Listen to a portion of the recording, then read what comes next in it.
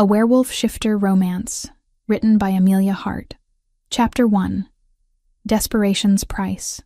The fluorescent lights hum overhead as Nora Reed pushes her cleaning cart down the empty corridor of the Iron Fang Corporation's 20th floor. It's 2:47 a.m. on a Thursday, and the building is silent except for the soft squeak of her cart's wheels against polished marble. She's worked this route for 3 months now, long enough to memorize every security camera angle, every blind spot, every pattern in the night guard's rounds. Long enough to plan what she's about to do.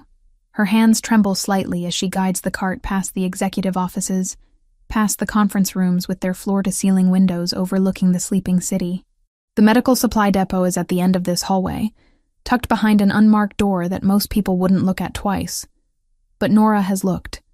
She's studied the keypad, watched the delivery personnel enter their codes, pieced together the pattern through weeks of careful observation. 4-year-old Finn's face flashes through her mind. Her son, growing thinner each day despite everything she tries. The doctors can't explain it. Every test comes back inconclusive. Every specialist shakes their head with the same baffled expression. Meanwhile, her baby wastes away, his honey-colored eyes growing duller as his small body refuses to accept the treatments they prescribe. But there's one medication she hasn't tried yet. One treatment the doctors mentioned briefly before dismissing it as too experimental, too expensive, too risky to prescribe without proper authorization. The kind of medication that sits in secured depots like this one, available only to those with money or connections. Nora has neither. But she has desperation. And tonight, that's enough. She stops at the depot door, glancing down the hallway. Empty. The guard won't make his rounds for another 12 minutes. Her fingers hover over the keypad, and for a moment, doubt creeps in. This isn't who she is. She works 2 jobs, follows the rules, teaches Finn about honesty and doing the right thing. Then she remembers the way he struggled to breathe yesterday morning, the way his small hand felt too fragile in hers, and she punches in the code. The lock clicks. The door swings open. Inside, the depot is smaller than she expected, lined with white shelves holding neatly labeled boxes and bottles. The temperature is cool, controlled, and the air carries the sharp scent of antiseptic. Nora's heart hammers against her ribs as she moves quickly through the rows, scanning labels until she finds what she needs.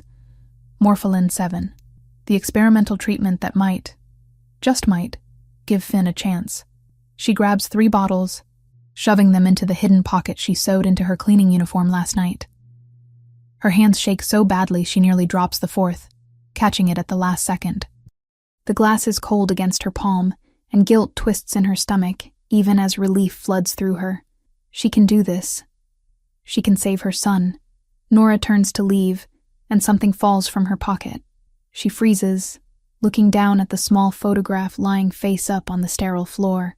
It's Finn's school picture. The one where he's smiling despite his illness, his honey-colored eyes bright with the innocent joy only children can manage. She must have tucked it in her pocket this morning, a talisman to remind her why she's doing this. She reaches for it, but footsteps echo from somewhere distant in the building. The guard, making an early round. Panic surges through her, and Nora bolts, leaving the photo behind as she slips out of the depot and pulls the door shut. She forces herself to walk calmly back to her cart, to breathe normally, to look like just another exhausted cleaning woman finishing her shift. The medications feel heavy in her pocket, a physical weight that matches the guilt pressing down on her chest. But when she thinks of Finn, of giving him these treatments and watching color return to his cheeks, the guilt becomes bearable. She can live with being a thief if it means her son lives at all. Nora's apartment is on the 4th floor of a building that has seen better decades. The elevator hasn't worked in months, so she climbs the stairs, her exhausted legs protesting each step. It's almost 5 a.m. now, and she needs to catch 2 hours of sleep before her morning shift at the diner starts. Inside, their tiny 1-bedroom apartment is dark and quiet. She checks on Finn, finding him asleep in his small bed, his breathing shallow but steady. His brown curls are damp with sweat, and she gently brushes them back from his forehead. He doesn't wake, lost in whatever dreams 4-year-olds have. "I got it, baby," she whispers. "I got the medicine that's going to help you." She's halfway to the kitchen, planning to hide the bottles before catching a few hours of sleep, when someone knocks on the door. Nora's blood turns to ice. It's 5 a.m. Nobody knocks at 5 a.m. unless something is very, very wrong. The knock comes again, firm and patient. Her mind races. Could they have caught her already? Could the cameras have seen something she missed? She moves to the door on trembling legs, peering through the peephole. A man stands in the hallway, and Nora's breath catches. He's tall, probably over 6 feet, with dark hair and a presence that seems to fill the narrow corridor.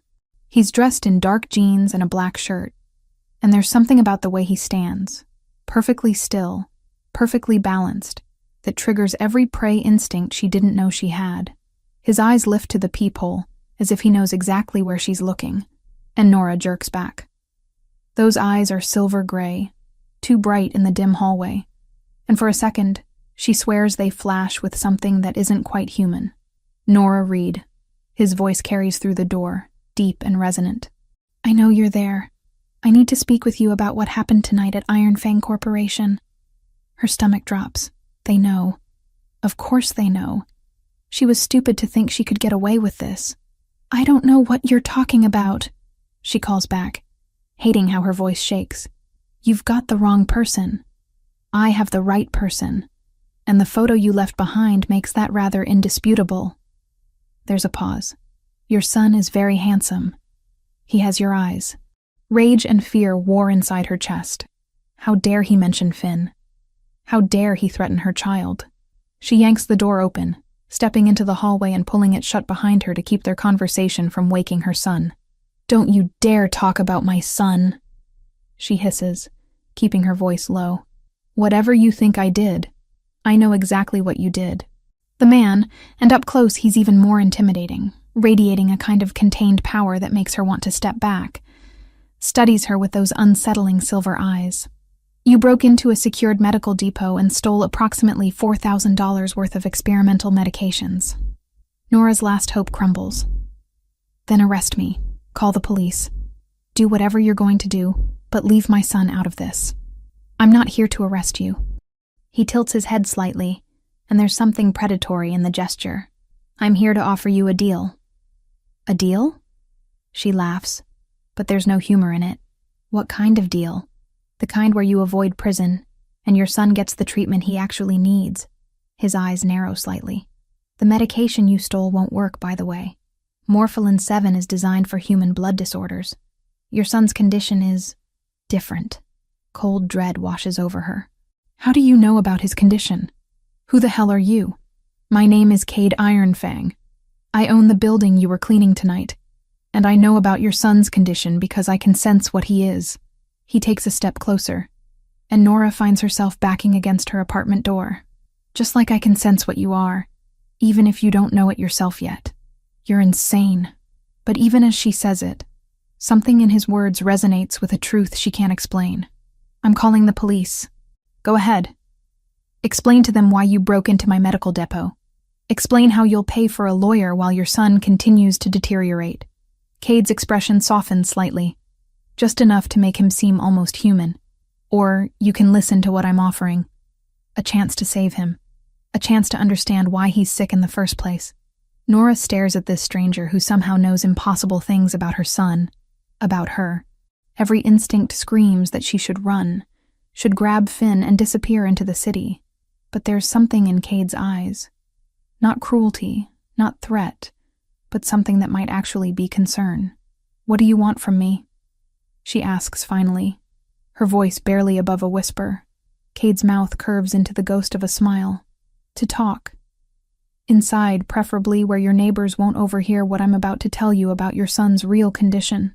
Nora's hand finds the doorknob behind her, and she realizes she's about to make a choice that will change everything. Let this dangerous stranger into her home, or watch her son continue to waste away while she goes to prison for trying to save him. She opens the door. Chapter 2. The Impossible Truth. Cade Ironfang stands in Nora's cramped living room, and somehow the space feels even smaller with him in it. His presence fills every corner. A weight that has nothing to do with his physical size, and everything to do with the way he carries himself. Authority radiates from him in waves that make Nora's instincts scream warnings she doesn't understand. "You can't seriously expect me to believe any of this," she says, keeping her voice low so Finn won't wake. "Shifters? Werewolves? That's fiction. That's movies and bad romance novels." "Is it?" Cade moves to the window, looking out at the city beginning to wake under the pre-dawn sky. "Then explain your son's symptoms. Explain why every human doctor looks at his blood work and finds nothing wrong, while he continues to fade. Explain why you've felt different your whole life, like you don't quite fit in your own skin." Nora's breath catches. She has felt that way, for as long as she can remember. Like there's something just beneath her surface. Something restless and wild that she can never quite reach.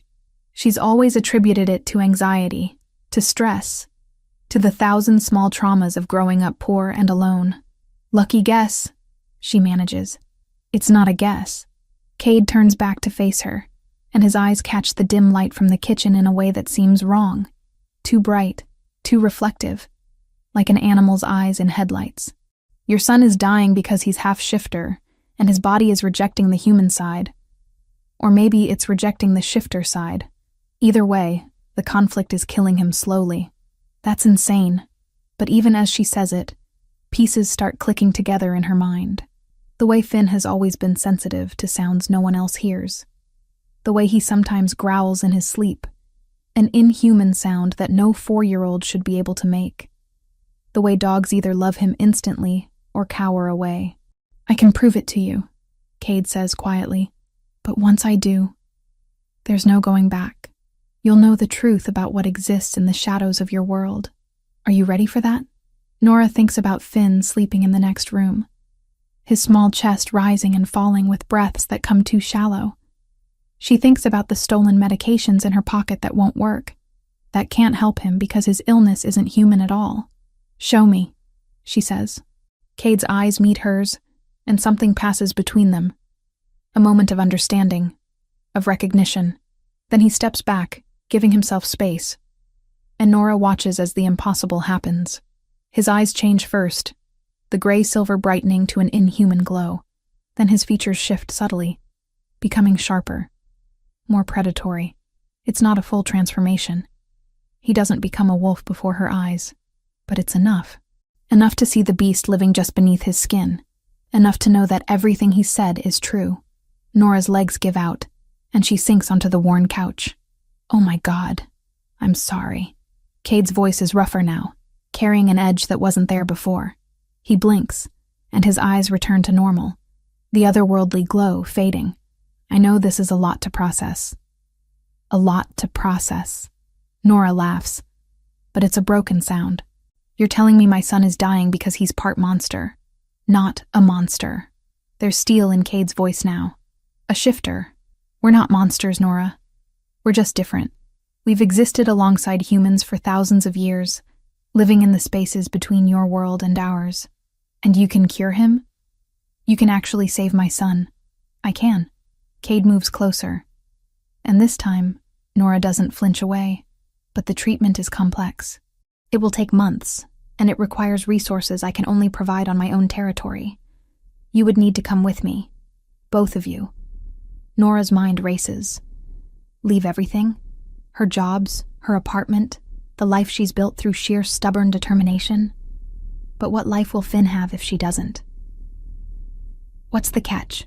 she asks, because there's always a catch. "What do you want in return?" "You'll work for me. Pay off the debt you incurred by stealing from my depot." Cade's expression is unreadable. 6 months of service, and your son gets the treatment he needs. After that, you're free to go. What kind of service?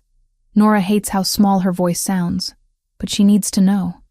She needs to understand what she's agreeing to. "Nothing that will harm you or compromise your dignity." Cade's tone is firm. "You'll work in my household, help with various tasks. Think of it as a job with room and board included. You'll be under my protection, which means no one can touch you or your son. In my world, that's worth more than you realize." Nora looks toward Finn's room, where her baby sleeps, unaware that his mother is negotiating with a monster. No, a shifter, for his life. What choice does she really have? Watch him die, or trust this stranger who claims he can save him. I need to think about it, she starts to say, but Finn's voice cuts her off. Mommy? He stands in the doorway, small and fragile in his dinosaur pajamas, his honey-colored eyes wide. Who's the wolf man? Nora's heart stops. Baby, go back to bed. It's still early. He smells like the forest. Finn takes a step closer to Cade, and Nora moves instinctively to intercept. But Cade raises a hand. It's all right. He crouches down to Finn's level, making himself smaller, less threatening. Hello, Finn. Your mother is right. I am a wolf, but I'm also a man, and I'm here to help you feel better. I don't feel good, Finn admits, and the simple honesty of it breaks Nora's heart. My tummy hurts all the time, and my head feels fuzzy. I know. Cade's voice is gentle in a way Nora wouldn't have expected from someone so intimidating. But I can make that go away. Would you like that? Finn nods, then looks at his mother for permission. The trust in his eyes is absolute, and Nora realizes she's already made her decision. She made it the moment she broke into that depot, the moment she chose to do whatever it took to save her son. Okay, she says, and the word feels like jumping off a cliff. We'll come with you.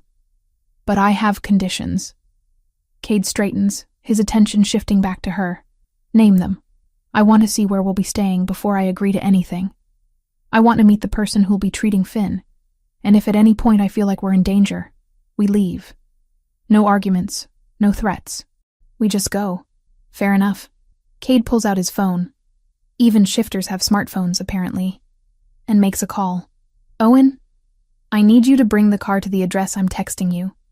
We have passengers. He ends the call and looks at Nora. Pack what you need for a few days. We'll send for the rest once you've seen the estate and decided to stay. And if I decide not to stay, then I'll bring you back here, and you'll have to watch your son die slowly, while human doctors puzzle over a condition they can't understand. There's no cruelty in Cade's voice, just brutal honesty. I'm offering you a chance, Nora. The only chance your son has. But the choice is still yours. An hour later, Nora finds herself in the back of a sleek black SUV, holding Finn as he dozes against her shoulder. The city gives way to suburbs, then to open road, then finally to a private drive that winds through dense forest. The estate, because that's the only word for it, appears like something from a dream. The main house is massive, built of stone and timber in a style that somehow manages to look both modern and ancient. Smaller buildings dot the surrounding property, and Nora can see people moving between them, going about their morning routines. It looks normal, almost idyllic, except for the way everyone stops to stare as the SUV passes. They can sense you, Cade says from the front passenger seat. They know you're human, and they're curious. Curious? Nora repeats. Is that going to be a problem? Not under my protection. There's weight behind those words. A promise and a threat rolled into one. The SUV stops in front of the main house, and a woman emerges. She's in her 40s, Nora guesses, with silver streaking through her dark hair and sharp eyes that miss nothing. She's dressed in simple clothes, jeans and a sweater, but she carries herself with the confidence of someone used to authority.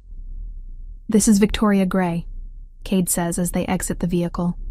She's the best healer in 3 territories.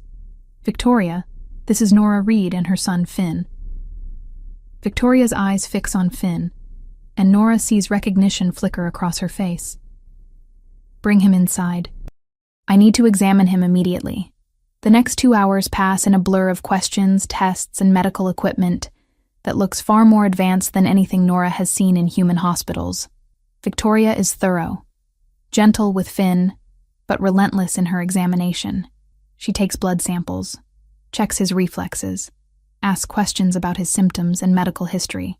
Finally, she steps back and looks at Nora with an expression that's equal parts concern and fascination. Your son is half shifter, she confirms.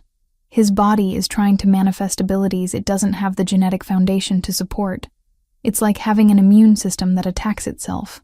Without intervention, he has perhaps 2 months left.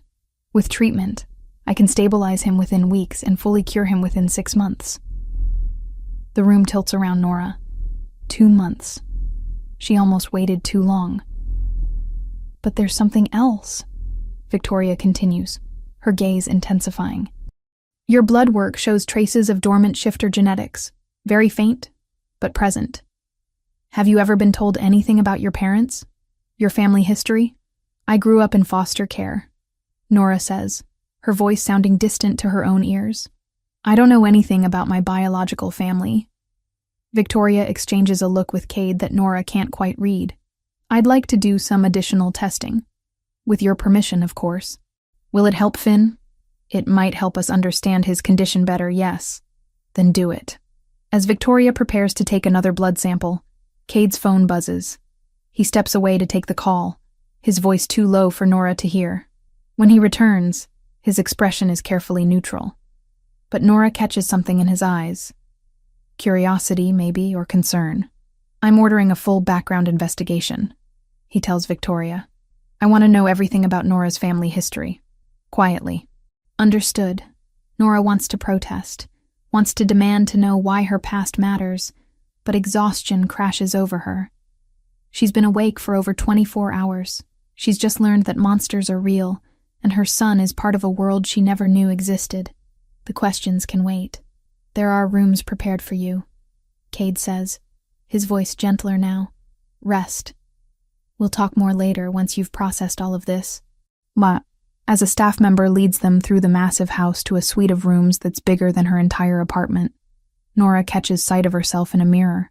She looks lost, overwhelmed, completely out of her depth. But when she looks at Finn, already perking up slightly after Victoria's initial treatment, she knows she made the right choice. Whatever it costs her, whatever this world holds, she'll face it. For him, she'll face anything. Chapter 3. Territory and Threat. 3 weeks have passed since Nora arrived at the Kingdom Estate, and she's learned that adapting to a world where monsters are real is easier than she expected.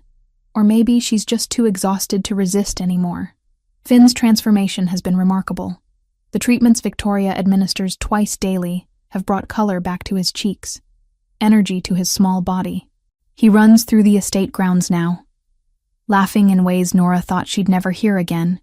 Yesterday, she watched him play with other children, shifter children, and felt her heart expand with gratitude, even as fear whispered warnings about how different he is, how different she is. Nora herself works from dawn until evening, paying off her debt in whatever ways Cade's household requires. Some days she helps in the kitchens, learning to prepare meals for a community of 200 shifters.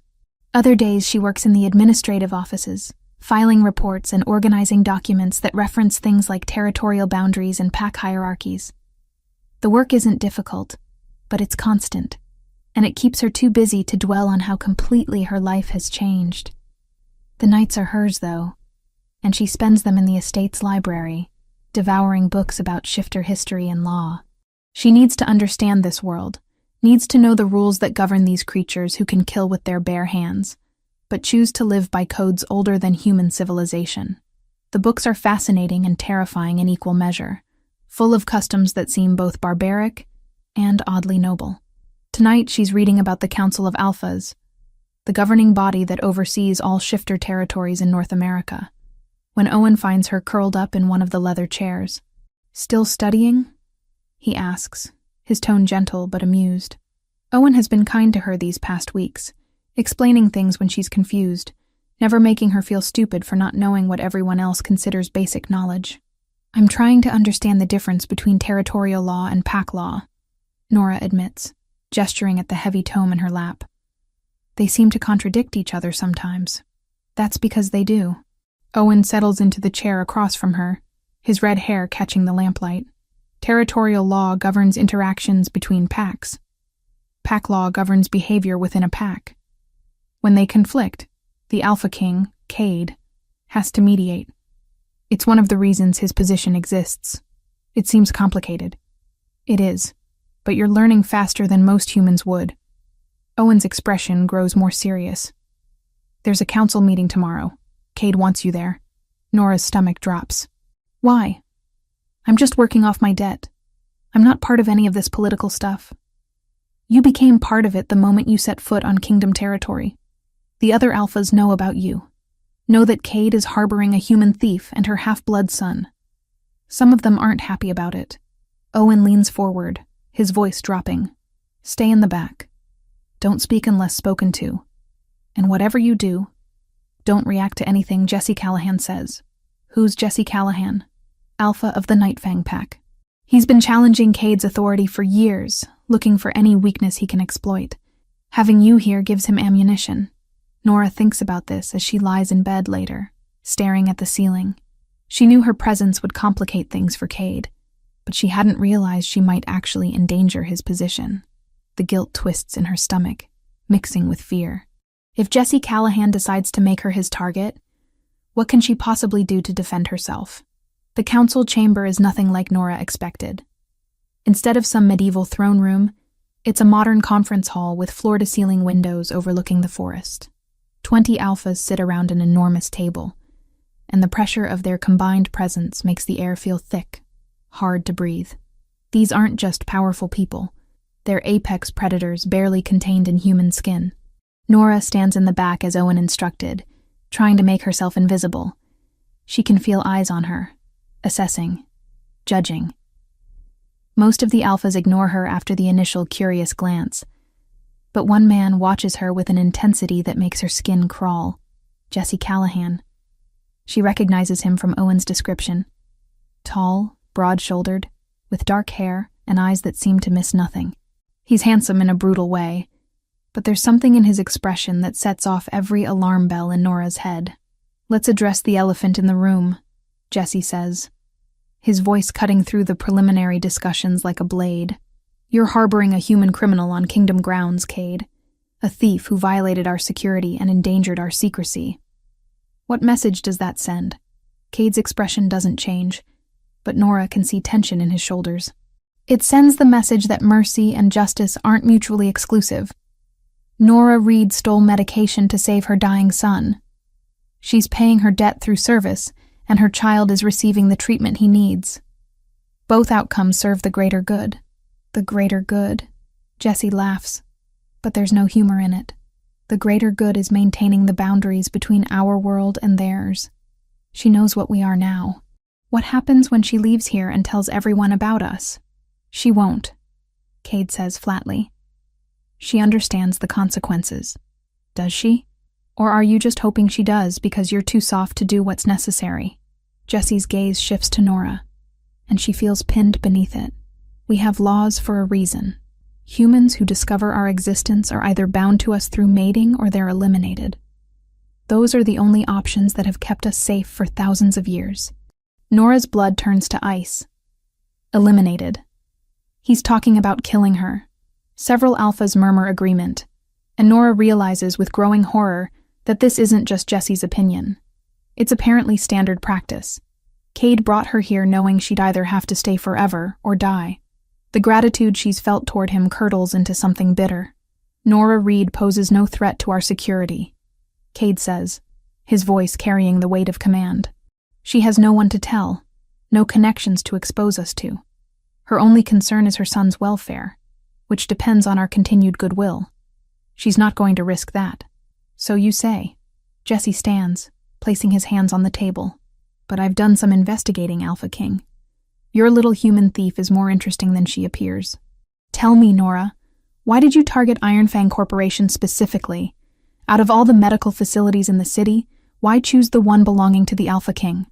Nora's mind races. The truth is she didn't know the building had anything to do with shifters. She chose it because she worked there, because she knew the security patterns. But Jesse's tone suggests he thinks there's more to it. Some hidden agenda. I worked there, she says, her voice steadier than she feels. I knew the building layout. That's all. Convenient. Jesse's smile is cold. Or perhaps someone told you what to look for. Perhaps you're not acting alone. That's ridiculous, Nora says, anger overriding caution. I'm a single mother who was trying to save her son. There's no conspiracy, no grand plan. I'm sorry if that's too boring for whatever paranoid fantasy you're constructing. The room goes very quiet. Owen makes a small sound that might be a groan. Several alphas lean back in their chairs, watching with increased interest. Jesse's expression darkens. You dare speak to me that way, human? I dare speak the truth. Nora steps forward, her hands clenched at her sides. You want to paint me as some kind of threat because it supports whatever power play you're making against Cade. But I've seen the reports you filed last month claiming Cade was mismanaging territorial resources. I've also seen the actual financial records because I'm the one who organized them. Your numbers were fabricated. Jesse goes very still. What did you say? 3 weeks ago, you filed a complaint with the council about Cade's resource allocation. You claimed he was hoarding medical supplies in Kingdom territory, leaving other packs undersupplied. But the distribution logs show equal allocation across all territories. You lied. Nora's voice gains strength as she continues. And last year, you filed a report claiming Cade violated territorial boundaries during a hunt. But the GPS data from the tracking collars, which I also organized, proves his pack never crossed into your lands. You lied then, too. The silence in the room is absolute. Nora realizes what she's just done, accused an alpha of dishonesty in front of the entire council, and terror floods through her, but it's too late to take it back. Jesse's face contorts with rage. You dare. Enough. Cade's voice cracks through the tension. Nora, sit down. Jesse, you'll have opportunity to respond to these accusations, but not by threatening a human under my protection. Your protection? Jesse's laugh is ugly. Since when do you protect liars and thieves? She's making wild accusations without proof. I have proof, Nora interrupts, her fear giving way to stubborn determination. I can show you the files. I can show you exactly where the discrepancies are, because I'm the one who's been digitizing your paper records for 3 weeks. I know what you filed versus what actually happened. Jesse looks like he wants to rip her throat out. This isn't over, he says, his voice dropping to a growl. Not by a long shot. He storms from the chamber, and several of his allies follow. The remaining alphas exchange glances, some impressed, others wary. Well, one of them says dryly, that was entertaining. Cade's eyes find Nora's across the room, and she can't read his expression. Anger, concern, pride, maybe all three. We'll recess for today, he announces. Owen, escort Nora back to her quarters. The rest of you, I want those files Nora mentioned pulled for review. If Jesse has been falsifying reports, we need to know the extent of it. As Owen hurries her from the chamber, his hand tight on her elbow, Nora's adrenaline begins to crash. I just made an enemy of an alpha, didn't I? Not just any alpha, Owen says grimly. You made an enemy of Cade's primary rival. Jesse has been looking for any excuse to challenge Cade's authority, and you just humiliated him in front of the entire council. He's going to come after you, Nora. Hard. I couldn't just let him lie about Cade like that. I know. And for what it's worth, what you did was brave. Stupid, but brave.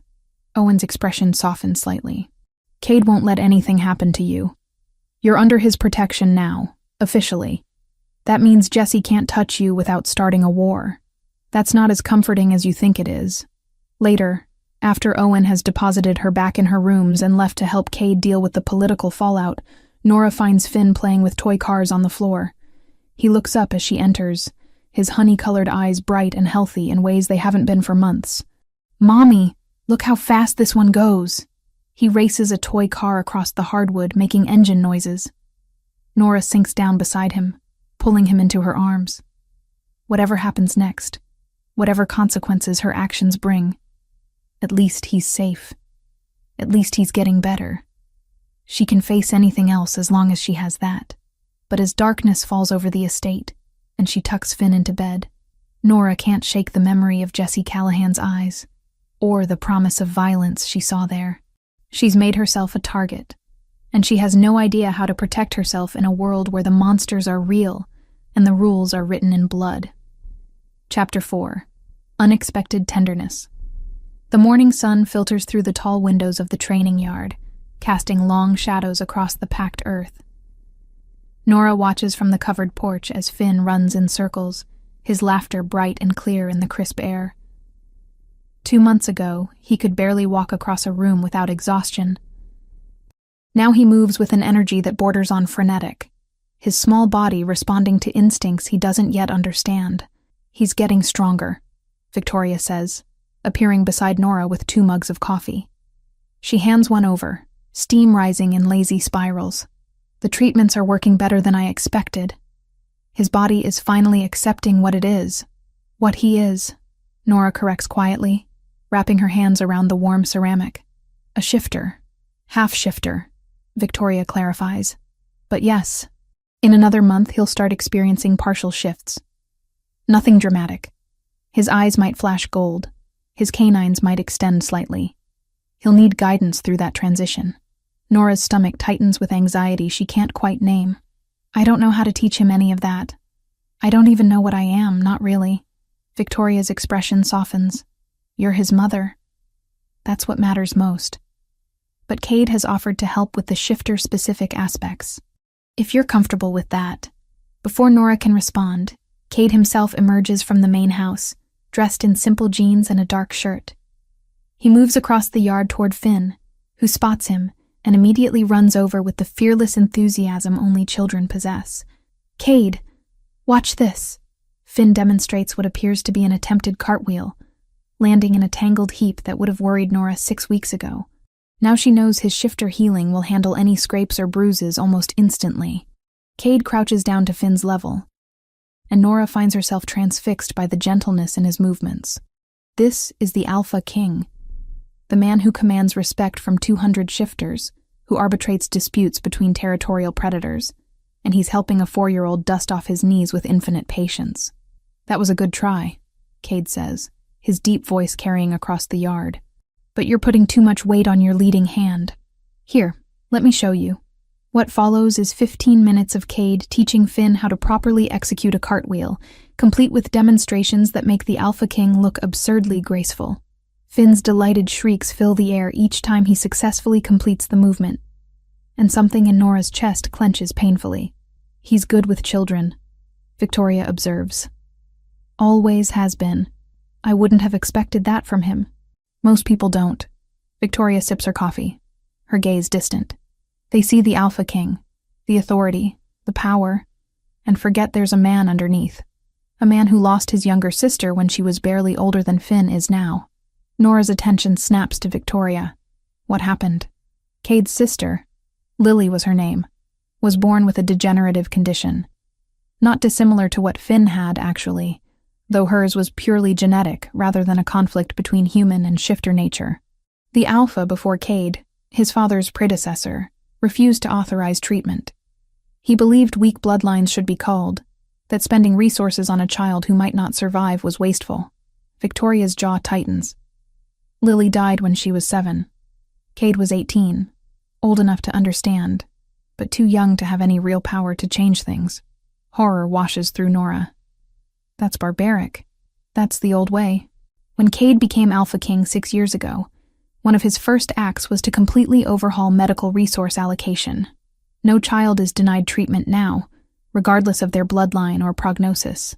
It's one of the reasons some of the older alphas resent him. They see it as weakness, as sentimentality clouding judgment.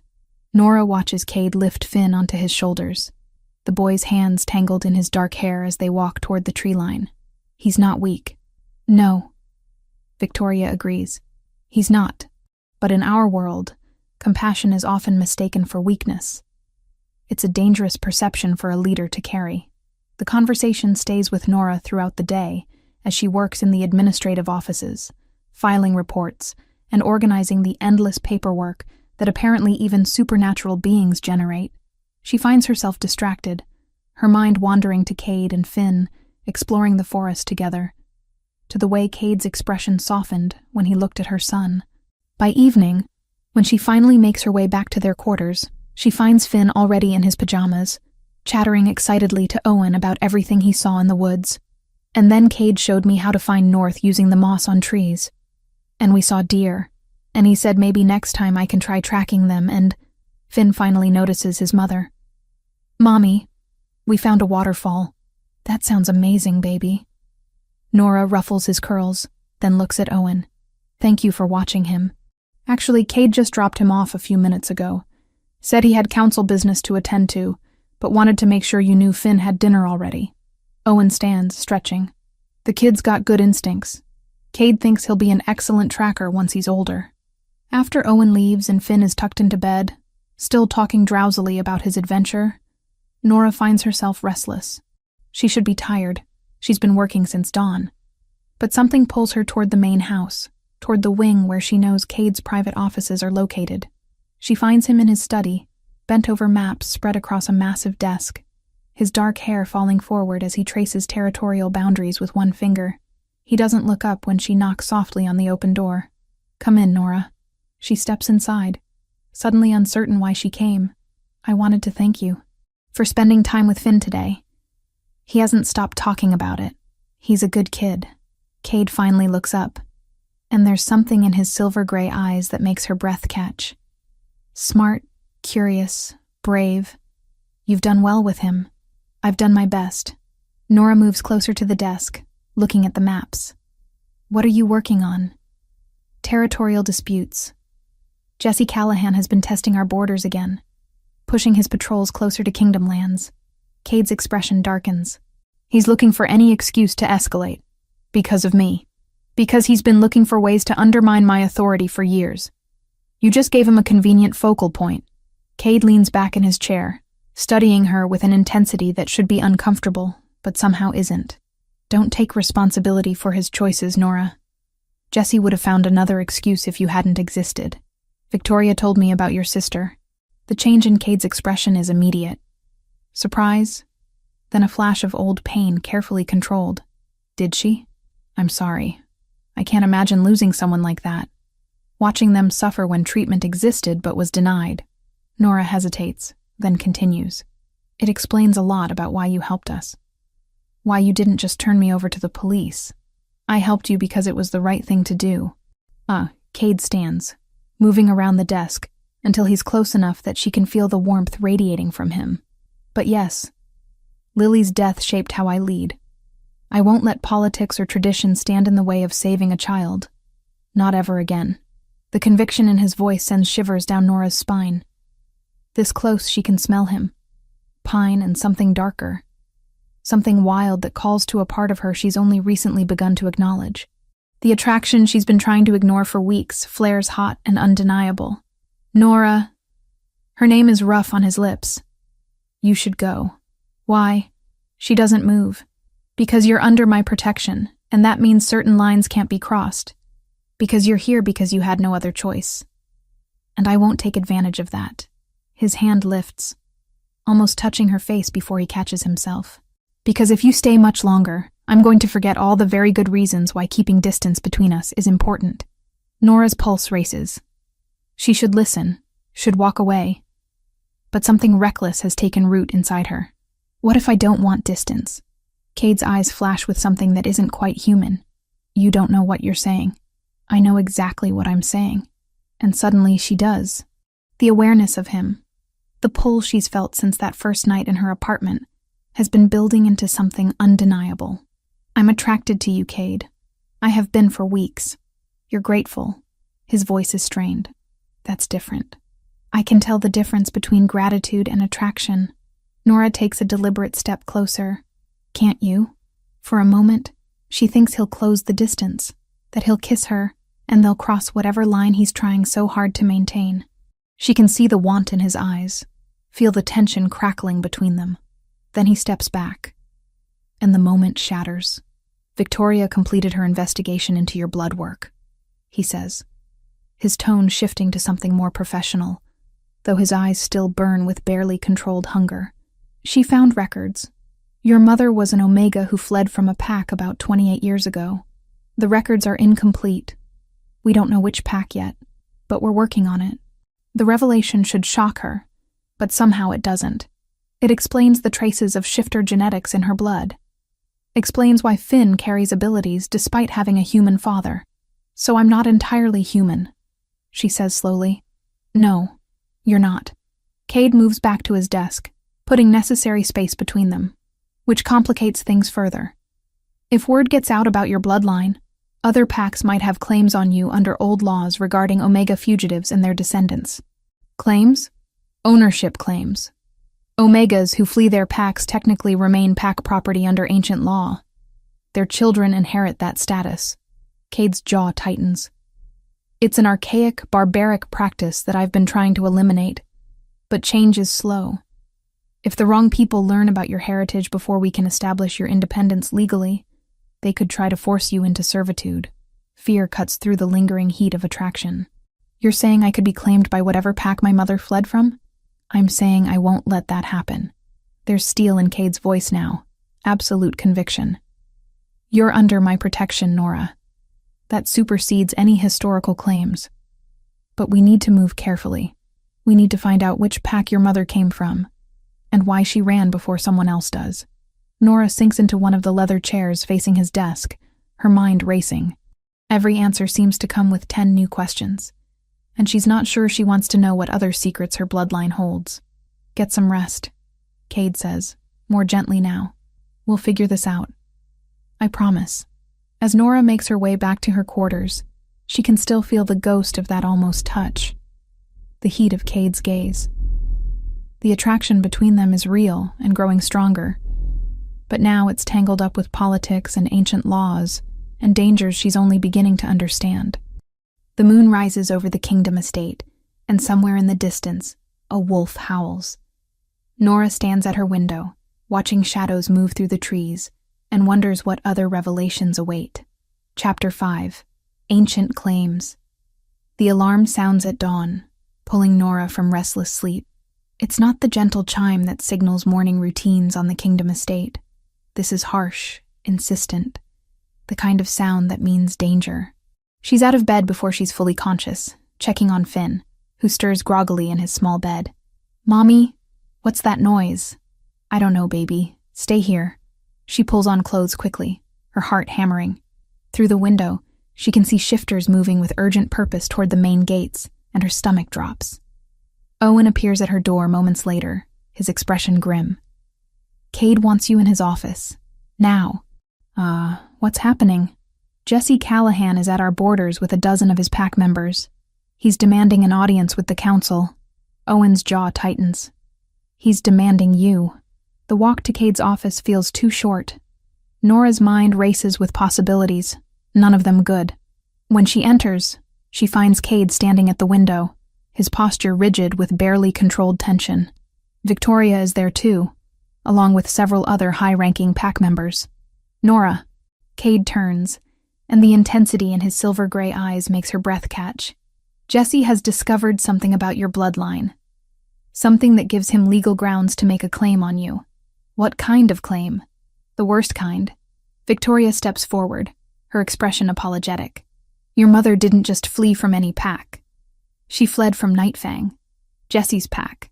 We found birth records that match your description, your approximate age. Even the distinctive scar on your forearm that your mother apparently had as well. Nora's hand moves instinctively to the thin scar she's carried since childhood, the one her foster parents said she'd had when they took her in. How did Jesse know to look for that? Because he's been hunting for your mother's descendants for decades. Cade's voice is tight with anger. Your mother was part of a rare bloodline within Nightfang, and Jesse believes that gives him ownership rights over you and Finn under ancient pack law. Ownership? The word tastes like poison. I'm not property. Under human law, no. Under shifter law. Victoria hesitates. It's complicated. The laws regarding Omega fugitives and their descendants are ancient and problematic. Cade has been working to eliminate them, but they're still technically valid in certain circumstances. So what does that mean? Nora looks between them, fear clawing at her throat. He can just take us? Over my dead body. Cade's voice carries absolute conviction. You're under kingdom protection. That supersedes any historical claims from another pack. But Jesse is demanding a council hearing, and I can't refuse without looking like I'm abusing my authority. When? This afternoon. He's invoked emergency protocol. Cade moves closer, and Nora can feel the heat of his barely contained fury. I need you to trust me, Nora. Whatever happens in that hearing, whatever Jesse says, I will not let him take you or Finn. Do you understand? She wants to believe him, but the fear is overwhelming. What if the council sides with him? Then we'll find another way. The council chamber feels different this time, charged with tension that makes the air thick and hard to breathe. All 20 alphas are present, and Jesse Callahan stands at the center of the room with the confidence of someone who believes he's already won. Nora stands beside Cade, acutely aware of every eye on her. Finn is safe with trusted pack members, far from whatever is about to unfold. "Let's begin," announces Elder Thorne, the oldest alpha present. "Jesse Callahan of Nightfang Pack has made a formal claim regarding one Nora Reed. Present your evidence." Jesse steps forward, pulling out documents that look ancient, the paper yellowed with age. 28 years ago, an Omega named Sarah Reed fled Nightfang territory while pregnant. She was part of the Shadow Wolf bloodline, a rare and valuable lineage that belongs to Nightfang by right of ancestral covenant. That Omega disappeared without trace, but her child survived. His eyes fix on Nora. This woman bears the physical markers consistent with Sarah Reed's daughter. The distinctive scar pattern on her right forearm, the unusual amber gold eye color, even her facial structure matches old photographs. He spreads photos across the table. Images of a woman who could be Nora's twin, just slightly older. The resemblance is undeniable. By ancient law, Jesse continues, descendants of fugitive Omegas remain property of their mother's original pack. I claim Nora Reed and her son as Nightfang pack members, to be returned to our territory immediately. The chamber erupts in murmurs. Some alphas nod in agreement, citing tradition. Others look uncomfortable, glancing at Cade. "Your claim is noted," Elder Thorne says. "Cade Ironfang, as Alpha King and current protector of the accused, you may respond." Cade stands, and his presence fills the room. Jesse's interpretation of ancient law is convenient, but incomplete. Yes, those laws exist, but they were written in a time when Omegas had no rights, when they were treated as property. I've been working to abolish these laws precisely because they're barbaric and outdated. Nora Reed is a free individual under my protection. She owes Nightfang nothing. She owes Nightfang her bloodline. Jesse counters. Shadow Wolf genetics are Nightfang heritage. Her mother stole that when she fled, and now I'm reclaiming what was taken. You're not reclaiming anything. You're trying to enslave a woman who's done nothing wrong. She's a thief who broke into your own medical depot, Jesse says smoothly, hardly innocent. A crime for which she's already serving restitution under my judgment. The argument continues, legal precedents flying back and forth, but Nora barely hears it. Her mind is racing, looking for solutions, for any way out of this nightmare. Her gaze falls on one of the law books she'd been studying, still sitting on a side table from the last council meeting. Trial by challenge. The ancient right that allows any shifter to contest claims against them through physical combat. She'd read about it extensively, fascinated by the brutal simplicity of it. There's another option. Her voice cuts through the argument, surprising everyone, including herself. Jesse's eyes narrow. The human speaks? I invoke trial by challenge. The words feel strange on her tongue, formal and weighted with significance she's only beginning to understand. If Jesse Callahan believes he has a valid claim on me, let him prove it in combat. If he wins, I'll accept his authority. If I win, his claim is void forever. The chamber goes silent. Several alphas lean forward with interest. You can't be serious, Owen hisses from behind her. Nora, you don't know what you're doing. I know exactly what I'm doing. She meets Jesse's gaze steadily. I read the laws. This is my right as someone with shifter blood, isn't it? Elder Thorne strokes his beard. It is, though rarely invoked by those of partial blood. Jesse Callahan, do you accept this challenge? Jesse's smile is cold, gladly, though it seems cruel to fight someone so clearly outmatched. She can barely shift, from what I understand. Then you should have no problem winning. Nora forces confidence into her voice she doesn't feel. 1 week from today. That's the traditional preparation time, correct? Correct. Elder Thorne looks to Cade. You understand you cannot interfere once the challenge is accepted? Ancient law forbids any outside help during the trial period. Cade's jaw is so tight Nora can see the muscle jumping. I understand. Then it's settled. Elder Thorne strikes his gavel. 7 days from now at dawn, Nora Reed will face Jesse Callahan in trial by challenge. The winner's claim stands absolute.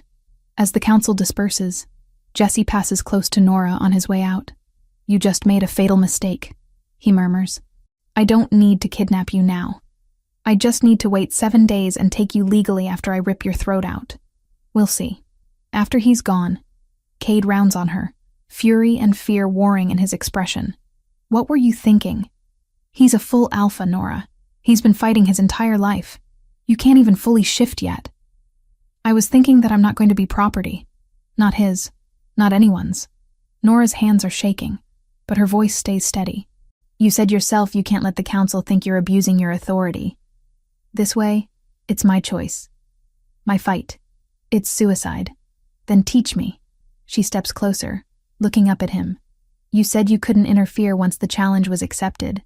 But until then, I'm still under your protection. Still learning about what I am. Teach me, Cade. Give me a chance." Owen speaks up quietly. She's right. The law says no interference during the trial itself, but preparation is fair game. Cade stares at Nora for a long moment, 100 emotions flickering across his face. Finally, he nods. 7 days, he says grimly. 7 days to unlock abilities you should have had your whole life, to teach you to fight like a shifter, to somehow make you strong enough to survive against one of the most vicious alphas in the territory. His hand cups her face, thumb brushing her cheekbone. "You better be ready to work harder than you've ever worked in your life." "I am." "Good. Because we start now." As Cade leads her from the chamber, Nora catches Victoria's expression. Concern mixed with something that might be respect. She's just committed to fighting a predator in single combat, gambling her life and Finn's freedom on her ability to access powers she's only recently learned she possesses. 7 days to become something she's never been. 7 days to learn to be a wolf instead of prey. 7 days to discover if her mother's bloodline carries enough strength to keep her alive. The sun is setting over Kingdom territory, painting the sky in shades of blood and fire. Somewhere in the distance, a wolf howls, and Nora feels something answer in her chest. Faint but undeniable, the first stirring of the beast that sleeps in her bones. She has 7 days to wake it up. Chapter 6, Shadow and Fire. Day 3 of training, and Nora's body feels like it's tearing itself apart from the inside. She kneels in the dirt of the private training grounds, gasping for breath as another wave of pain crashes through her. Her hands shake violently, fingers elongating into something not quite human before snapping back to normal, with a sickening sensation that makes her stomach turn. Breathe through it. Cade's voice is steady, but she can hear the strain underneath. "Don't fight the shift. Let it happen." "I can't." The words come out broken. "It hurts too much." "I know." He crouches beside her, close enough that she can feel his warmth, but not touching. 3 days of this torture, and he hasn't touched her once during the shifts, as if afraid physical contact might make things worse. Your body is trying to access abilities it's never used. It's like forcing a muscle that's been dormant your entire life to suddenly carry weight. But you're getting closer. I can feel it. Nora looks at her hands, watching her nails darken and sharpen before returning to normal. The partial shifts have been happening more frequently over the past 72 hours. Flashes of gold in her eyes when she's angry, her canines extending when she's frightened, claws erupting from her fingertips during moments of extreme stress. Each time the pain is excruciating, and each time she can't sustain it for more than a few seconds. "Jesse is going to kill me," she says flatly. "Not if we unlock your full shift first." Cade stands, offering his hand. Again, this time think about Finn. Think about what you're protecting. Nora takes his hand, and electricity shoots through her at the contact. Over 3 days of intensive training, something has shifted between them. The attraction that's been simmering since she arrived has intensified into something that feels dangerous and inevitable. She catches him watching her when he thinks she's not looking, sees the hunger in his eyes before he locks it away behind alpha authority. She feels it too. The pull toward him that has nothing to do with gratitude and everything to do with the way her body responds to his presence, the way something inside her recognizes him on a level that transcends logic. "Ready?" he asks. She nods, releasing his hand and stepping back. Closing her eyes, Nora focuses on Finn's face, on the memory of him struggling to breathe, on the fear that Jesse will take him. Rage builds in her chest, hot and wild, and she reaches for it, pulls it closer. The shift begins. Her bones start to reshape, muscles tearing and reforming. Her vision sharpens, colors becoming more vivid. She can smell everything. The earth beneath her feet, the trees surrounding them. Cade's scent of pine, and something uniquely him that makes her want to move closer. Then the pain hits. A white-hot agony that steals her breath. Her body convulses, caught between human and wolf, neither one nor the other. A scream tears from her throat as her spine tries to realign itself, as her face begins to elongate before snapping back. "Hold it," Cade urges. "Just a few more seconds." But she can't. The shift collapses, leaving her gasping and human on the ground. Blood trickles from her nose, and her entire body trembles with exhaustion. Cade is beside her instantly, his hands finally making contact, gentle on her shoulders. "That was better. You held it almost 15 seconds that time. 15 seconds won't be enough. It's progress." His thumb brushes her cheek, wiping away blood she didn't realize was there. The gesture is tender, intimate, and when their eyes meet, the air between them crackles with tension. "Cade." His name is a whisper. "I know." His hand lingers against her face. "I feel it too." They stay frozen in that moment, both aware they're crossing lines that should remain firmly in place. Then Owen's voice cuts through the silence. "Alpha, Victoria needs to see you both immediately. She says it's urgent." Victoria's medical facility is all chrome and sterile white, but her expression carries weight that has nothing to do with clinical detachment. She spreads papers across her desk. Test results, blood work analyses, genetic mapping that looks impossibly complex. "I've been running deeper tests on your blood samples," Victoria says without preamble, "looking for anything that might explain why your shifts are so difficult, why you can't seem to stabilize your transformation. And," Nora grips the edge of the desk, "you're not just descended from an Omega bloodline. You're Shadow Wolf." Victoria's voice carries awe and concern in equal measure. One of the rarest shifter lineages in existence. Most people believe they're extinct. Cade goes very still beside her. "Are you certain?" "Completely. The genetic markers are unmistakable once you know what to look for. Shadow wolves possess an ability no other shifter can replicate. They can mask their presence entirely. Scent, sound, even their physical forms can become nearly invisible when they choose." Victoria looks at Nora. "That's why your shifts are so painful. You're not just trying to become a wolf. You're trying to access abilities that require an entirely different level of control." "Shadow wolves," Nora repeats, the words feeling strange. "What else can they do? They're natural spies and infiltrators. In ancient times, they were sought after by every pack for espionage and assassination work. They were also hunted nearly to extinction because of how dangerous they were perceived to be." Victoria's expression grows darker. "If Jesse knows what you are, and I suspect he does, then his interest in you isn't just about ancient ownership laws." Cade's jaw tightens. "He wants to use her abilities against the kingdom. If he can control a shadow wolf, he could infiltrate our territory undetected, gather intelligence, even position assassins without anyone knowing." "Exactly." Victoria pulls up another file. "I did some digging into Nightfang Pack history. 28 years ago, they had 3 shadow wolf females.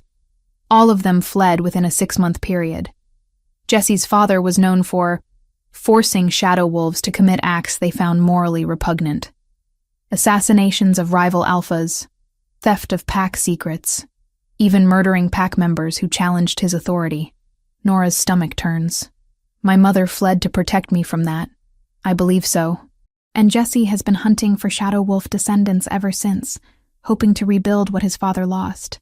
Victoria meets Nora's eyes. The trial by challenge isn't just about ownership. It's a trap with multiple outcomes that benefit Jesse. If he wins, he gains control of you and your abilities.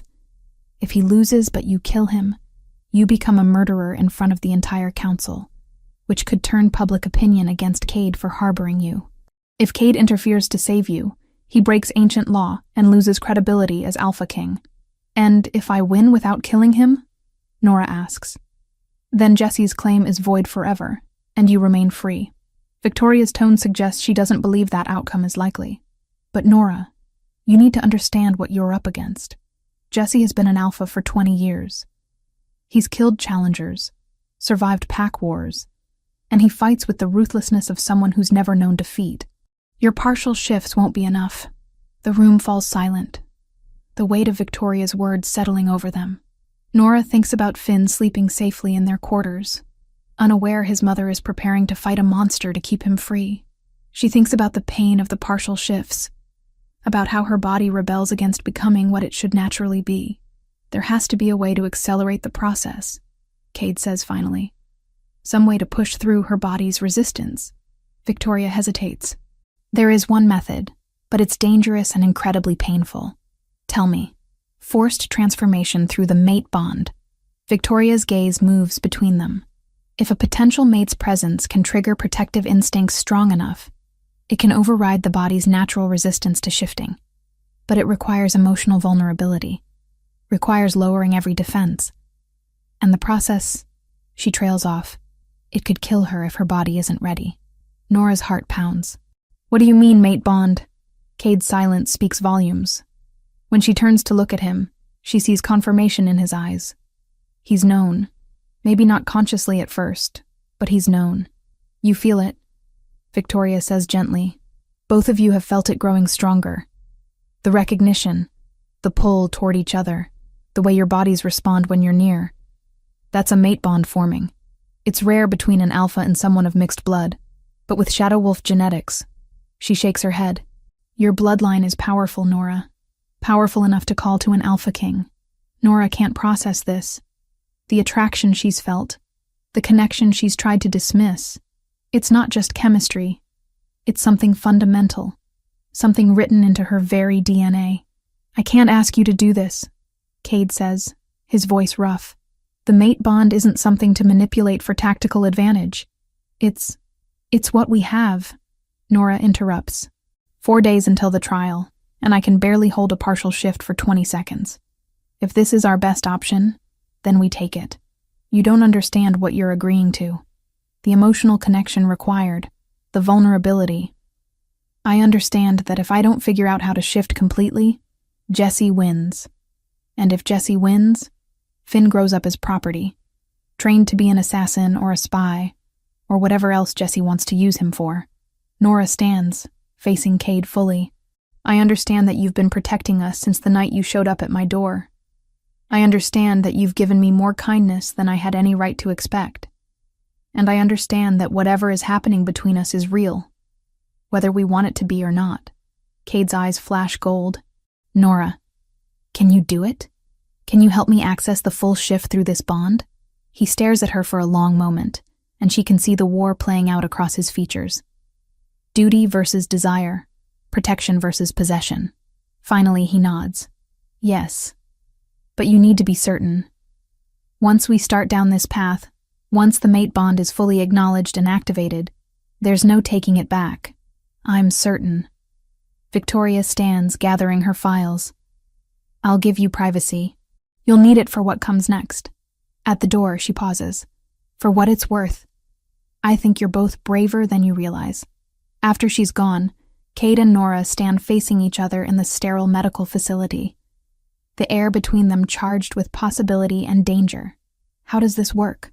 Nora asks, her voice steadier than she feels. We stop fighting what we feel. We let the bond strengthen naturally. Let it guide your transformation. Cade steps closer, close enough that she can feel the heat of him.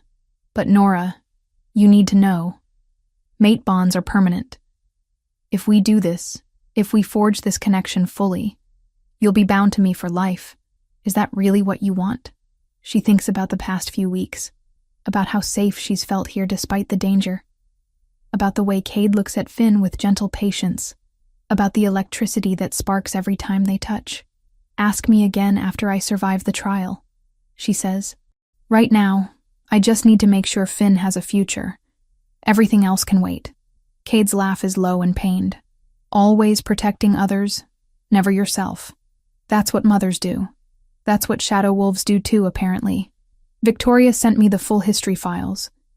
Your ancestors weren't just assassins and spies. They were protectors, guardians who use their abilities to defend those who couldn't defend themselves. His hand cups her face, and this time he doesn't pull away. You're more like them than you know. When he kisses her, it's gentle at first. A question rather than a demand. But Nora's response ignites something wild in both of them. The kiss deepens, becomes desperate, and she feels heat flood through her body that has nothing to do with shifting and everything to do with him. Power surges between them, the mate bond flaring bright and undeniable. Nora gasps against his mouth as her body responds. Her wolf rising closer to the surface than it's ever been. Her vision sharpens, her hearing intensifies, and for just a moment, she feels what it's like to be whole. Then the pain hits, and Cade holds her as her body convulses with another partial shift. But this time, when she comes back to herself, something has changed. The bond between them pulses strong and steady, a golden thread connecting her heart to his. 4 days, she whispers against his chest. We have 4 days to make this work. Then we'd better not waste them. Outside Victoria's facility, the moon rises full and bright over kingdom territory. Somewhere in the forest, wolves run free, and Nora can almost imagine what it will feel like to join them. Almost imagine becoming the predator instead of the prey. 4 days until she faces Jesse Callahan in combat. 4 days to unlock abilities that have been dormant her entire life. 4 days to discover if a mate bond can be the key to survival. The shadow and the fire intertwined. It's either salvation or destruction. She's about to find out which. Chapter 7. Blood and Shadow. Dawn breaks cold and pale over the kingdom estate. Nora stands at the window of her quarters, watching the arena being prepared below. Wooden barriers have been erected, creating a circular space where dozens of alphas already gather, their breaths misting in the morning air. This is it. 7 days of brutal training, of partial shifts that tore her apart and barely stitched her back together, all leading to this moment. Mommy? Finn's small voice makes her turn. He stands in his pajamas, his honey-colored eyes, so much like hers, wide with concern. Are you leaving? Just for a little while, baby. She kneels, pulling him close. His heartbeat is steady and strong now, so different from the fragile flutter it used to be. Whatever happens today, at least she gave him this. Health. A future. I'll be back soon, I promise. Owen says you're going to fight a bad wolf. Finn's lower lip trembles. What if he hurts you? Then I'll hurt him back. She tries to smile, but it feels wrong on her face. Remember what Cade taught you about being brave? Sometimes being brave means fighting for the people you love. I love you, Mommy. I love you too, Finn. More than anything. She kisses his forehead, breathing in his scent, committing it to memory, just in case. Owen arrives to take Finn somewhere safe, somewhere he won't have to watch his mother possibly die. As they leave, Cade appears in the doorway. He's dressed simply. Dark jeans, a black shirt, but there's something in his posture that speaks of barely controlled violence. How are you feeling? He asks. Terrified. The truth comes easily now. 7 days of forced vulnerability through the mate bond has stripped away her ability to lie to him. I can feel the shift closer now, but I don't know if I can hold it long enough. What if I freeze? What if the pain... You won't freeze. Cade crosses the room, cupping her face in his hands. You're the strongest person I've ever met, Nora. You stole from me to save your son. You stood up to Jesse in front of the entire council. You've endured pain that would have broken most shifters and kept pushing forward. You won't freeze. The mate bond pulses between them, warm and steady. It's grown stronger over the past week, fed by stolen moments of connection. His hands teaching hers how to fight, their bodies learning each other's rhythms, their wolves recognizing what their human halves were afraid to admit. If I don't make it, don't. His voice cracks. Don't say it. If I don't make it, she continues firmly, promise me you'll protect Finn. Promise me he'll grow up free. That he'll never be what Jesse wanted to make him. I promise. Cade's forehead rests against hers. But you're going to make it. You're going to walk out of that arena, and then we're going to figure out what comes next. Together. When he kisses her, it's desperate and tender. A goodbye that neither of them wants to say. The mate bond flares bright, and Nora feels her wolf stir in response, closer to the surface than it's ever been. "It's time," Owen calls from the doorway. The arena is packed. Every alpha from the council is present, along with their senior pack members. Nora spots Victoria in the crowd, her expression carefully neutral. Owen stands near Cade, who's positioned himself where ancient law demands. Close enough to witness, but far enough to prove he won't interfere. Jesse Callahan waits in the center of the arena, already in wolf form. He's massive, his dark brown fur rippling over muscles honed by decades of combat. His eyes are cold and calculating as they track Nora's approach. This is a predator who's killed before, who knows exactly how to end a life efficiently. Nora steps through the barrier, and the crowd's murmur dies. She's dressed in simple clothes that will tear easily when she shifts, if she shifts. The morning air is cold against her skin, and she can smell everything with her enhanced senses. Blood from old fights soaked into the dirt. Jesse's confidence, Cade's barely controlled fear. Elder Thorne steps forward to recite the ancient words that bind them to this trial. Nora barely hears him. Her entire focus is on Jesse, on the way he moves, on calculating angles and distances like Cade taught her. She reaches for her wolf, feeling it coiled inside her, waiting.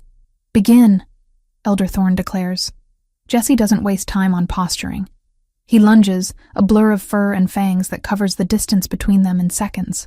Nora dodges, but his claws catch her shoulder, tearing through fabric and skin. Pain explodes through her, and blood flows hot down her arm. The crowd gasps. First blood to Jesse.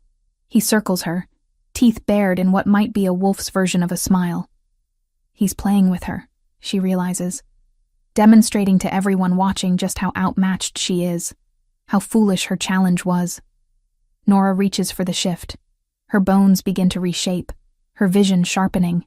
But the pain hits like it always does, stealing her breath, and the transformation stutters.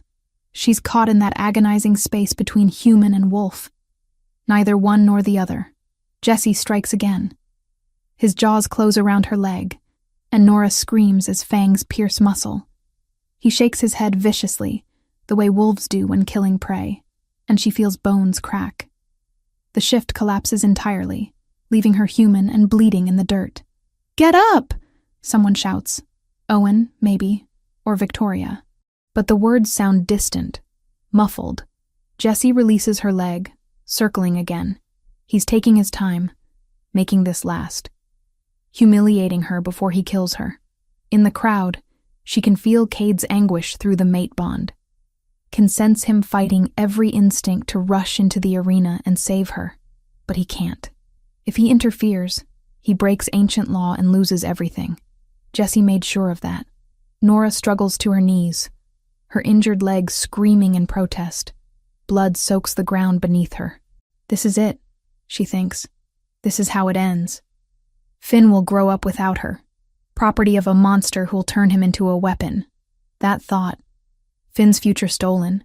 Finn trained to kill. Finn losing everything his mother tried to give him. Ignites something in her chest. Not just anger. Rage.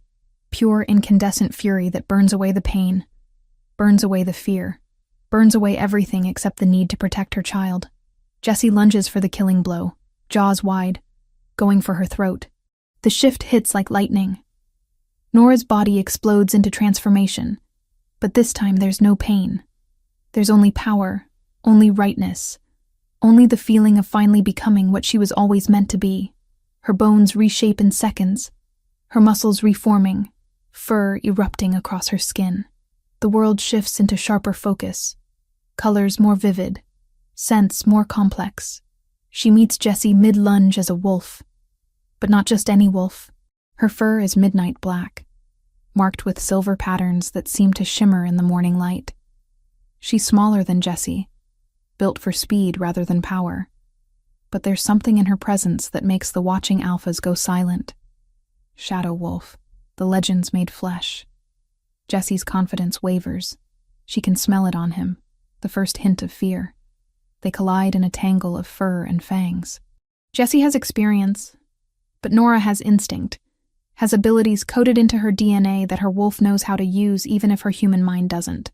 She moves in ways that shouldn't be possible, her form seeming to blur at the edges, making it hard for Jesse to track her exact position. When she strikes, it's surgical, a bite to his shoulder that tears muscle, claws raking across his ribs. She's not trying to kill him. Some part of her human consciousness is still present, still making choices. She's trying to win. Jesse rallies, his superior size and strength turning the tide briefly. He manages to pin her, his jaws closing around her throat. The crowd holds its breath. One bite, and it's over. But Nora's shadow wolf abilities activate fully for the first time. Her scent disappears entirely, confusing Jesse's senses. In that moment of confusion, she twists free, using her smaller size to slip from his grip. The fight becomes brutal, vicious, neither giving ground.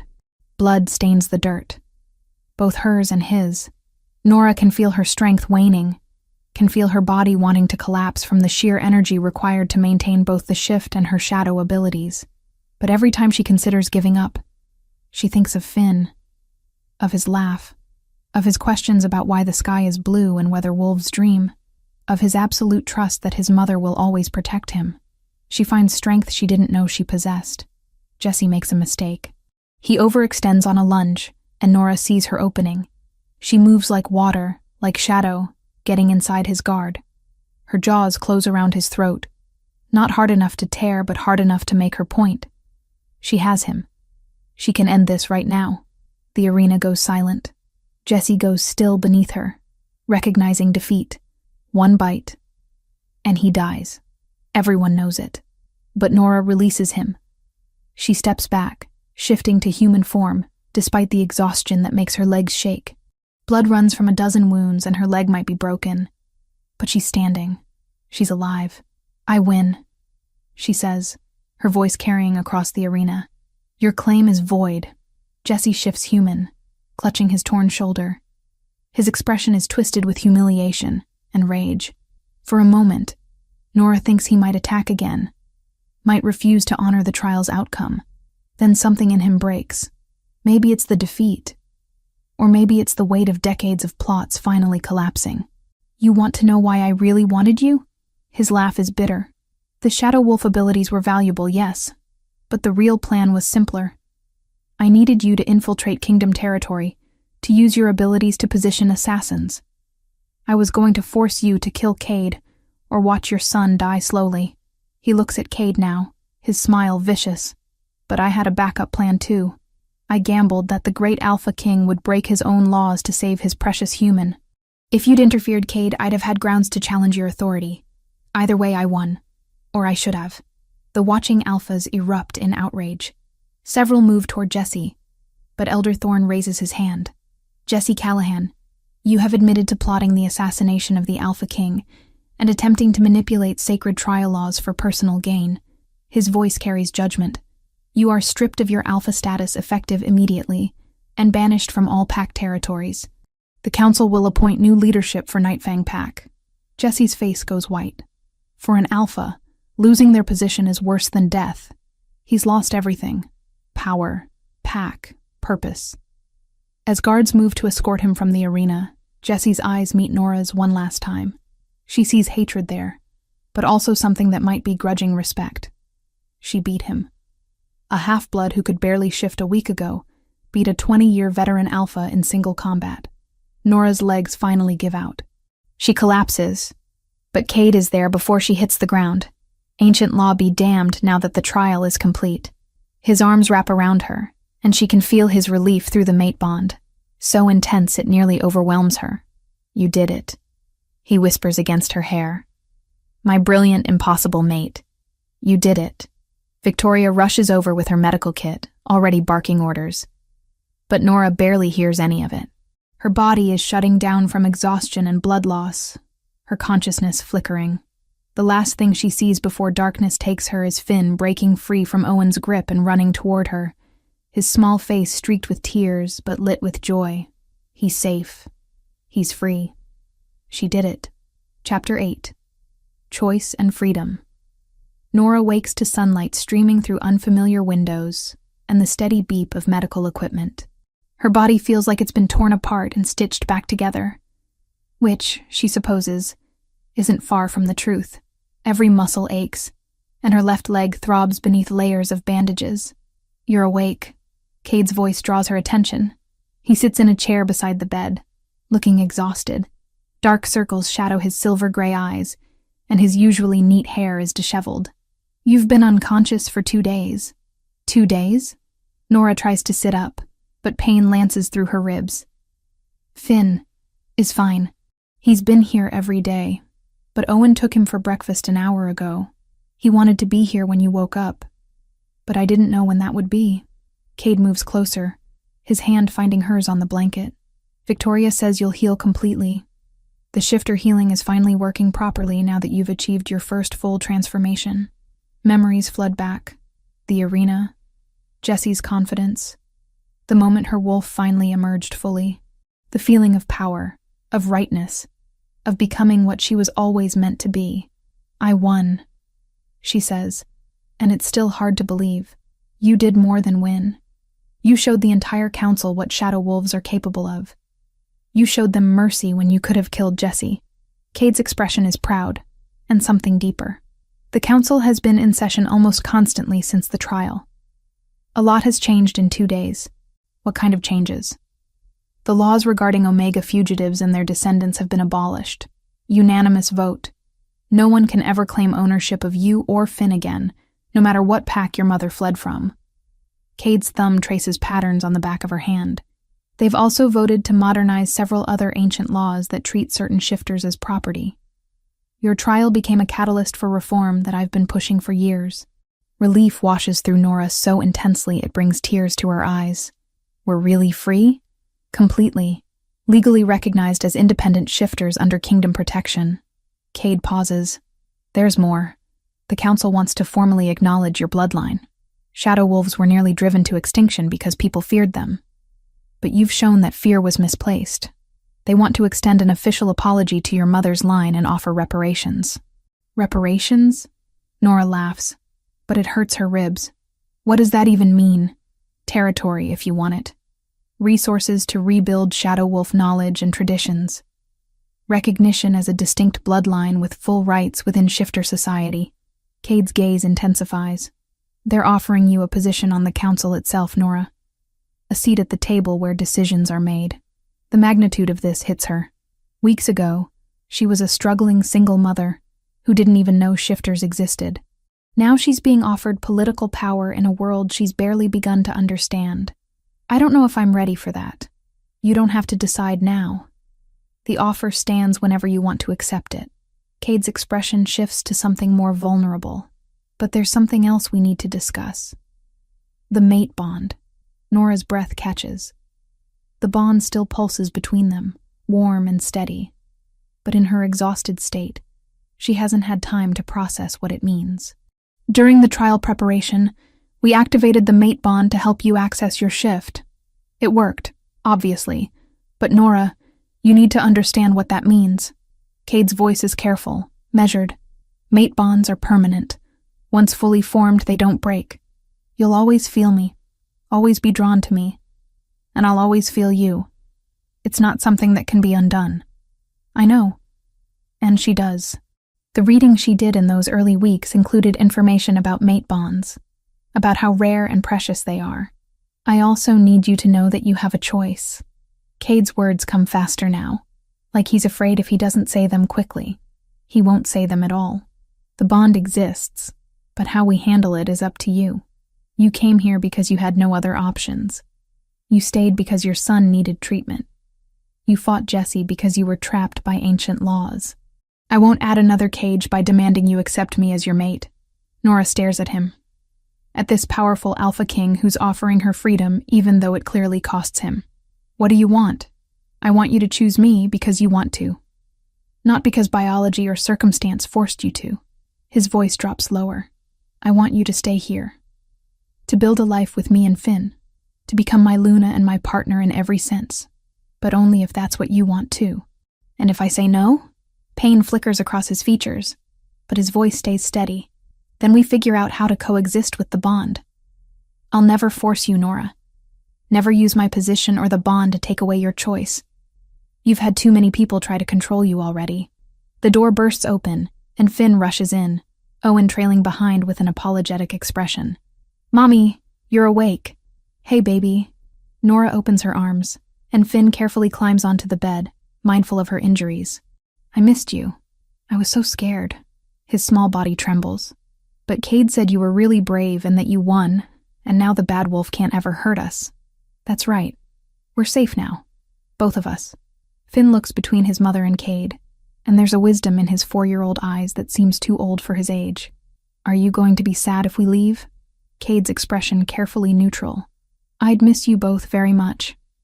But your mother gets to decide where you live and what's best for you. I like it here, Finn announces. I have friends, and Victoria lets me help in the medical place, and Cade teaches me stuff about wolves. Can we stay, Mommy? Please? Nora looks at her son, at the health and happiness radiating from him. Such a stark contrast to the sick child she was so desperate to save just months ago. Then she looks at Cade, at the man who's shown her more genuine care and respect than anyone in her life. The mate bond pulses between them, but that's not what makes her decision. It's the memory of Cade teaching Finn to do cartwheels, the way he's fought to change unjust laws, the patience he showed during her training. It's the fact that he's offering her choice when he could demand compliance. I spent my whole life being defined by what I had to do to survive, Nora says slowly. Working jobs I hated because I needed money. Stealing because I needed medicine. Always reacting, never choosing. For once, I want to do something because I want to, not because I have to. Cade's expression is carefully guarded, braced for rejection. I want to stay. The words come out clear and certain. Not because of the mate bond. Not because Finn is happy here. Not because I owe you. I want to stay because when I think about my future, you're in it. Because I've fallen in love with you somewhere between the terror and the training and the impossible situations you kept pulling me through. The tension in Cade's shoulders releases. You're sure? I've never been more sure of anything. Nora reaches for his hand, and when their fingers intertwine, the mate bond flares bright and warm. Ask me properly. A smile breaks across Cade's face, transforming him from intimidating alpha king to just a man in love. He kneels beside the bed, careful not to jostle her injuries, and takes both her hands in his. Nora Reed, will you be my mate? Will you stand beside me as my equal, my partner, my Luna? Will you help me lead this territory and raise Finn and build something neither of us could create alone? Yes. The word feels like flying. To all of it, yes. When Cade kisses her, gentle and reverent, Finn makes exaggerated gagging sounds that break the moment into laughter. Owen, still standing in the doorway, is grinning. I'll inform the council, he says. They'll want to schedule the formal recognition ceremony. 3 weeks later, Nora stands before the assembled council, wearing ceremonial robes that Victoria insisted were traditional for Luna recognition ceremonies. Finn sits in the front row beside Owen, practically vibrating with excitement. The past weeks have been a whirlwind of healing, planning, and learning what it means to be Luna to an Alpha King. Elder Thorn steps forward, his ancient face solemn. We gather to formally recognize Nora Reed as Luna of Kingdom Territory and mate to Alpha King Cade Ironfang. This recognition is unprecedented. Never before has a Luna earned her position through combat, through demonstration of abilities rather than birth. He turns to address the assembled alphas. This woman came to us as a thief, desperate and powerless. She could have been executed under old laws, dismissed as insignificant under ancient traditions. Instead, she showed us the flaws in our thinking. She survived impossible odds, accessed abilities we thought extinct, and showed mercy when she could have claimed vengeance. Nora feels Cade's presence beside her, steady and strong through the mate bond. Nora Reed has earned her position not through destiny or obligation, but through choice and merit. She represents what our society could become. A place where strength is measured by character rather than birthright, where old prejudices give way to new possibilities. Elder Thorn's voice rings through the chamber. Does any alpha present challenge her right to stand as Luna? The silence is absolute. Even the alphas who initially opposed her presence bow their heads in acknowledgement. Then, by the authority vested in me by the Council of Alphas, I recognize Nora Reed as Luna of Kingdom Territory. May her leadership be wise, her justice fair, and her protection absolute. Elder Thorn places a silver circlet on her head, not a crown, but a symbol of her position. Rise, Luna Nora, and take your place. Cade takes her hand, and together they face the council. The mate bond between them pulses with shared emotion. Pride, love, hope for what they'll build together. Finn's voice cuts through the formal moment. "That's my mom," he shouts, making several alphas smile despite the ceremony's solemnity. Later, after the formal proceedings have ended and the celebration has begun, Nora finds a quiet moment on the balcony overlooking Kingdom Territory. The estate spreads below her, alive with activity. Shifters move between buildings, children play in the commons, and in the distance, wolves run free in the forest. Having second thoughts? Cade joins her, wrapping his arms around her waist. No, just thinking about how much has changed. Nora leans back against him. Months ago, I was breaking into your medical depot, terrified and desperate. Now I'm Luna of the entire Kingdom Territory. It doesn't seem real. You earned every bit of it. You fought for it, bled for it, proved yourself worthy of it. Cade's breath is warm against her ear. I'm proud of you, Nora. Not just as your mate, but as someone who's watched you discover your strength. I couldn't have done it without you. You could have, but I'm grateful you didn't have to. He turns her to face him, ready for what comes next. Nora thinks about the responsibilities awaiting her, the council seat she's decided to accept, the work of helping other shadow wolves who might still be hiding in fear. She thinks about Finn growing up strong and free, about building a life with Cade, about finally having the family she's always wanted. More than ready. The sun sets over Kingdom Territory, painting the sky in shades of gold and crimson. Inside the estate, music and laughter spill from the celebration. Finn is probably teaching other children the cartwheel technique Cade showed him. Victoria is likely ensuring everyone eats enough. Owen is undoubtedly coordinating everything with his usual efficiency. This is home now. Not because she had no other choice, but because she chose it. Because she fought for the right to choose and won. Nora Reed came to Kingdom Territory as a thief and a desperate mother. She became Luna through blood, determination, and the discovery of abilities she never knew she possessed. But most importantly, she became free. Free to choose her path, free to love without obligation, free to build a future on her own terms. The shadow wolf who spent her life in hiding has finally stepped into the light. And the light, she discovers, is exactly where she belongs.